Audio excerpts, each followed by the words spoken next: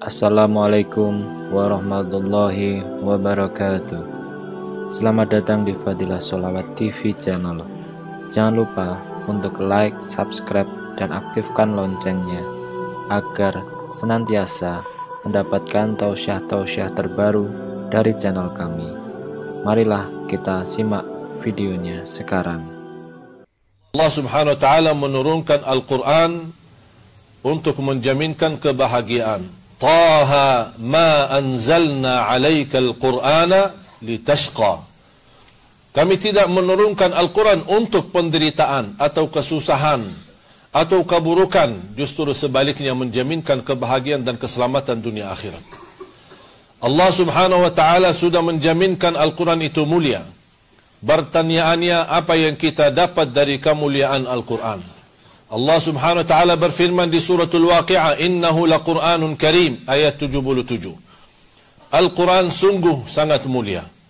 Saya sudah membuka berbagai macam Quran yang sudah diterjemahkan dalam bahasa Indonesia. Belum menemukan bahasa yang bisa menafsirkan dan menjelaskan secara sempurna dan makna yang sesuai Al-Quran selain bahasa Arab. Tidak ada bahasa yang memiliki kemampuan selain bahasa Arab sendiri.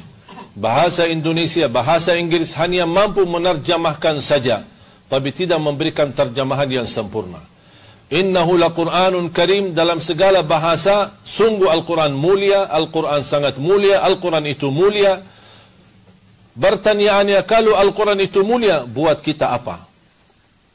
Makanya kalau kita kembali ke dalam bahasa Arab, apalagi dikaitkan dengan ilmu nahwu saraf, arti innahu laqur'anun karim, sungguh Al-Quran itu mulia dan memberikan kemuliaan. Sebagaimana bersabda Rasulullah sallallahu alaihi wasallam yang menjelaskan apa itu di antara kemuliaan, hadis yang diriwayatkan Imam Bukhari, hadis Uthman bin Affan radhiyallahu an, khairukum man ta'allama al-Qur'ana wa 'allama. Sebaik-baik antara kalian adalah yang mempelajari Al-Quran dan mengajarnya. Salah satu imam tabi'in, Abi Abdurrahman Abdullah As-Sulami rahimahullah ta'ala, yang pernah berguru dengan beberapa sahabat. Dia hampir 70 tahun lebih menahan diri untuk mengajar Al-Quran, termasuk kepada anak-anak. Ditanya, apa yang membuat wahai imam sabar sampai 70 tahun? Kata beliau, saya ingin meraih bersabda Rasulullah, sebaik-baik antara kalian yang mempelajari Al-Quran dan mengajarnya. Di antara kemuliaan menjaminkan syafaatnya Al-Quran. Iqra'ul Qur'ana fa innahu ya'ti yawmal qiyamati syafi'an li ashabih. Sebagaimana di hadis yang diriwayatkan Imam Muslim, berbacalah Al-Quran karena sungguh menjaminkan syafaat bagi orang-orang yang berteman sama Al-Quran. Di awal hadis itu, bacalah Al-Quran. Tapi di ujung hadis itu, li ashabihi, bersahabat sama Al-Quran. Tidak semua orang yang membaca mendapatkan syafaatnya Al-Quran. Tetapi bagaimana kita berkenan menjadi teman dekat, teman sejati, sahabat bersama Al-Quran, agar kita mendapatkan syafaatnya Al-Quran. Di antara kemuliaan menjaminkan setiap satu huruf mendapatkan 10 kebaikan. Sebagaimana bersabda Rasulullah SAW, la aqulu alif lam mim harf, walakin alif harf, lamun harf, mimun harf. Tidak alif lam mim satu huruf, tapi alif satu huruf, lam satu huruf, mim satu huruf. Bayangkan jemaah sekalian, berapa banyak kita baca Al-Quran mendapatkan dikali 10. Bismillahirrahmanirrahim, 19 huruf dikali 10, 190. Bahkan bisa mendapatkan lebih dari itu bagi orang-orang yang betul-betul bisa menghayati dan membacanya. Ada orang membaca Al-Quran tapi tidak mengerti sama sekali isinya. Apakah tetap mendapatkan pahalanya di sisi Allah?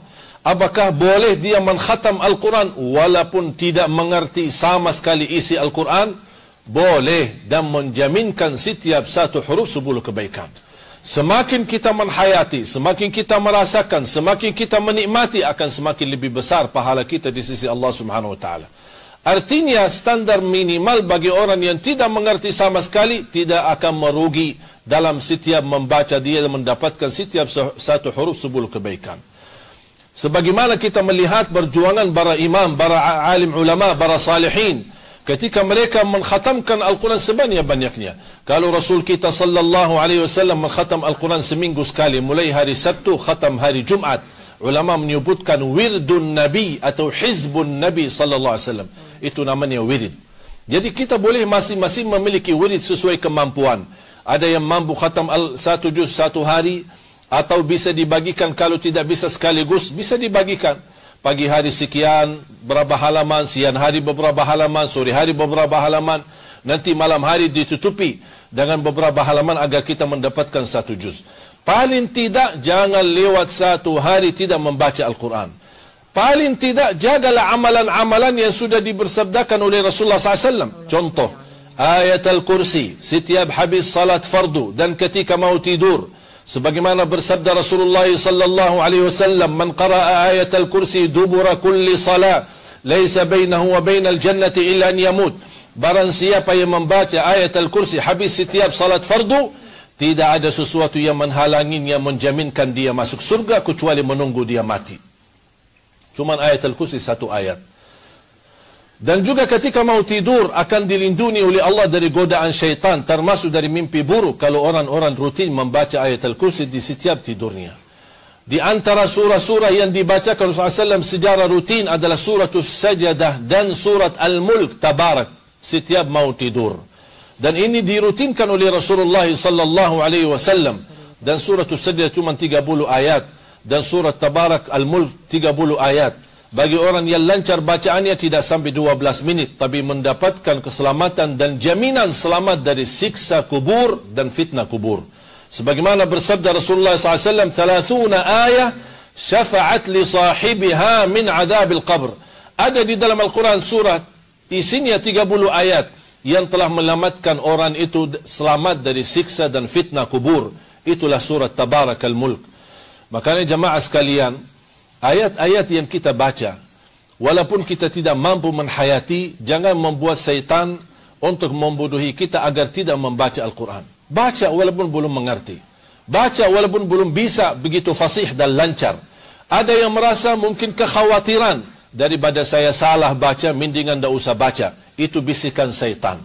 Kalau kita baca walaupun salah, tapi kita ada niat dan target selalu berusaha memperbaiki kesalahan. Berkesempatan belajar bersama guru, berkesempatan belajar melalui CD, berkesempatan belajar melalui murattal.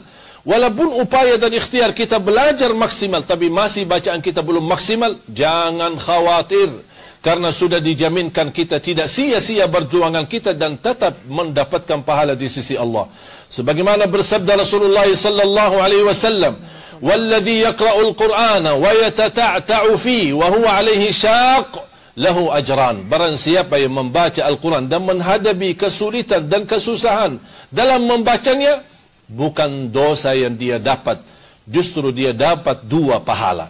Satu, karena dia mau baca. Yang kedua, Allah menghargai perjuangannya dan kesulitan yang dia hadapi, makanya Allah memberikan pahala atas perjuangannya dan kesusahan yang dia hadapi. Ma'asyiral muslimin, jamaah Jumat yang dimuliakan Allah Subhanahu wa taala. Di antara kemuliaan Al-Quran, hanya kita diminta untuk berteman sama Al-Quran di dunia.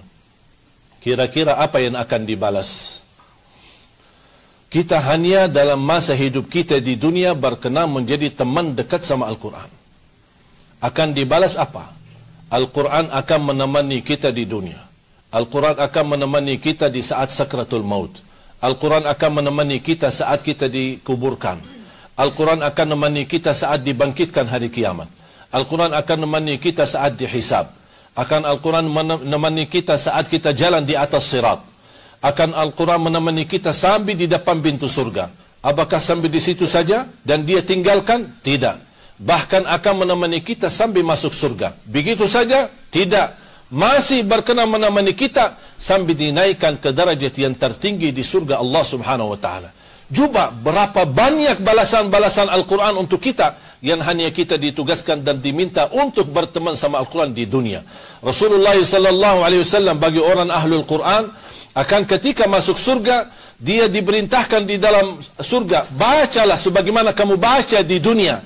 Dan setiap kamu baca satu ayat akan ditinggikan dan dinaikkan derajatmu di surga. Di mana kamu berhenti membacanya, disitulah tempat,mu. Makanya kata Rasulullah SAW, "Iqra warattil warqa kama kunta turattilu fid dunya, fa inna manzilataka 'inda akhir ayatin taqra'uha." Tempatmu, posisimu, derajatmu di surga Allah di mana kamu berhenti membacanya. artinya semakin banyak hafalannya, semakin tinggi darajatnya. Kata Siti Aisyah radhiyallahu anha, jumlah tingkatan di dalam surga Allah sesuai jumlah ayat Al-Quran. Oleh karena itu tidak ada yang lebih tinggi di dalam surga Allah daripada Ahlul Quran. Ma'asyiral muslimin yang dimuliakan Allah subhanahu wa ta'ala, tidak lama lagi kita akan menyambut Ramadan. Kalau Ramadan disebutkan bulanul Quran, tapi ada satu bulan adalah bulanu ahlil Quran, para pembaca Al-Quran. Bulan apa? Sya'ban. Ahlul Quran, para penghafal Al-Quran, Al-Qurra, Al-Ulama, sebanyak-banyak yang mereka khatam Al-Quran di bulan Sya'ban. Makanya disebutkan dalam sejarah ulama Al-Quran, Sya'ban syahrul Qurra, bulannya para pembaca dan penghafal Al-Quran. Kenapa mereka sebanyak-banyak yang membaca dan memperhatikan Al-Quran di bulan Sya'ban? Untuk mempersiapkan diri menyambut Ramadan dengan baik. Baru mereka juga sebanyak-banyaknya melanjutkan khataman Al-Quran. Sebagaimana Imam Syafi'i yang banyak di Indonesia mengikuti mazhabnya, saya harap juga bisa mengikuti perjuangannya dan amalannya. Di bulan suci Ramadan mengkhatam Al-Quran 60 kali. Berarti Imam Syafi'i dalam Ramadan 1 kali khatam Al-Quran, di dalam 2 kali khatam Al-Quran dalam sehari-harinya. Cuba bayangkan jamaah sekalian, betapa banyak kita menghabiskan umur kita bertahun-tahun, tapi cuba tanya diri berapa banyak kita khatam Al-Quran. Yang terakhir saya pesankan kepada jamaah sekalian dimuliakan Allah subhanahu wa ta'ala, kalau kita membaca 30 juz atau mengkhatam 30 juz, kalau saya bicara standar membutuhkan waktu 10 jam. Saya sudah tes melihat waktu, 10 jam kita membutuhkan waktu untuk khatam 30 juz. Itu bagi standar. Bagi yang lebih lancar, saya punya kawan dan sahabat mampu mengkhatam Al-Quran 30 juz dalam waktu 7 jam. Cuba bayangkan kalau Imam Syafi'i khatam 60 kali, berarti berapa jam beliau membaca Al-Quran? Kalau kita bicara standar 20 jam. 1 kali 10 jam, 2 kali 20 jam. Yang tersisa 4 jam. Buat apa yang dilakukan oleh Imam Syafi'i? Betapa keberkahan yang Allah berikan kepada mereka. Makanya saya pesan kepada jamaah sekalian, ketika anda ingin mengkhatam Al-Quran, jangan menunggu kapan khatamnya, kapan selesainya. Jangan anda suka melihat halaman belakang, tidak bakal bisa membaca dan memulai. Makanya jangan melihat berapa dan betapa atau kapan kita selesai, tapi anda fokus kapan kita mulai. Sejauh manapun, apapun langkah jauhnya, kalau kita mulai berlangkah walaupun sedikit dan sederhana, pasti akan tercapai, pasti akan sampai. Mudah-mudahan kita dimuliakan oleh Allah SWT dengan Al-Quran. Mudah-mudahan diberikan kemudahan menjadi Ahlul Quran. Walaupun tidak mampu menghafal 30 juz Al-Quran, paling tidak kita bisa mendapatkan menjadi orang mencintai Al-Quran. Mendapatkan keturunan anak kita menjadi penghafal Al-Quran, yang mampu membahagiakan dan membanggakan kita di hadapan Allah hari kiamat. Jangan lewat 1 hari belum baca Al-Quran. Paling tidak mulai harimu dengan membaca Al-Quran, tutupi harimu dengan membaca Al-Quran. Ketika anda keluar rumah mau beraktivitas, walaupun 1 ayat, kemampuan kita, setengah halaman, 1 halaman, apa yang kita bisa baca. Dan ketika pulang ke rumah sebelum tidur, menutupi aktivitas kita, baca ayat-ayat Al-Quran. Wallahi keberkahannya luar biasa dalam kehidupan kita.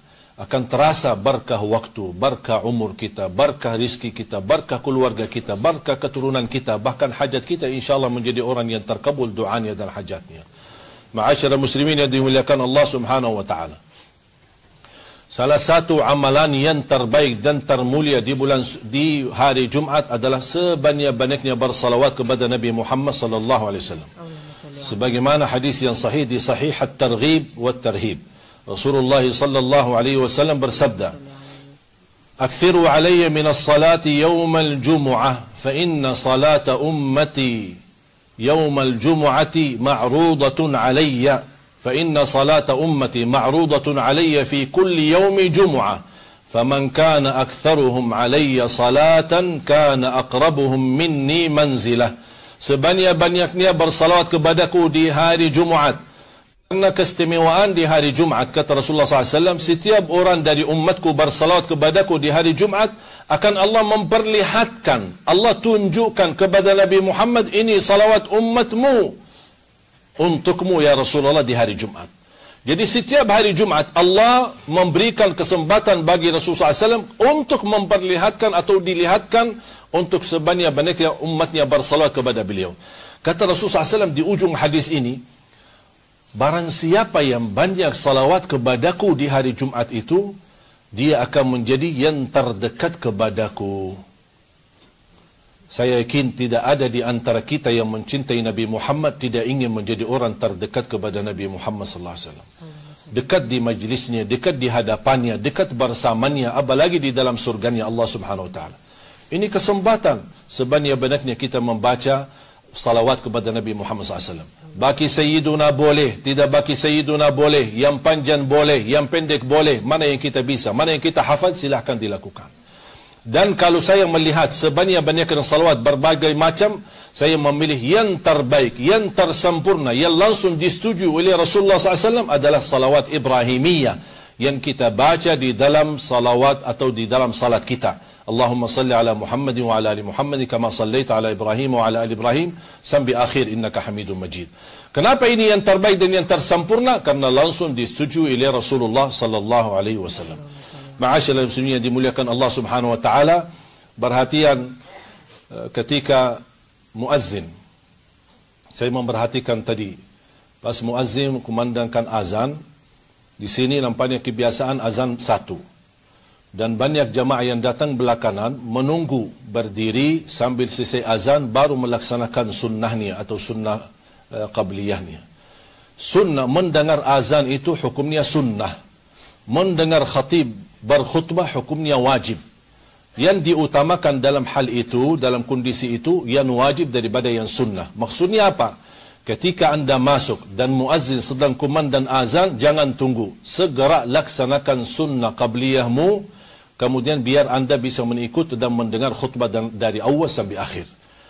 Kenapa? Karena mendengar azan hukumnya sunnah, tapi mendengar khatib berkhutbah hukumnya wajib.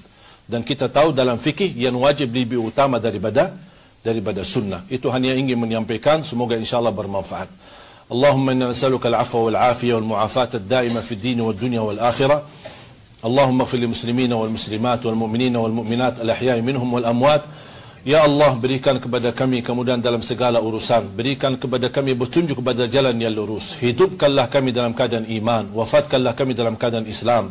Akhiri hayat kami dengan husnul khatimah.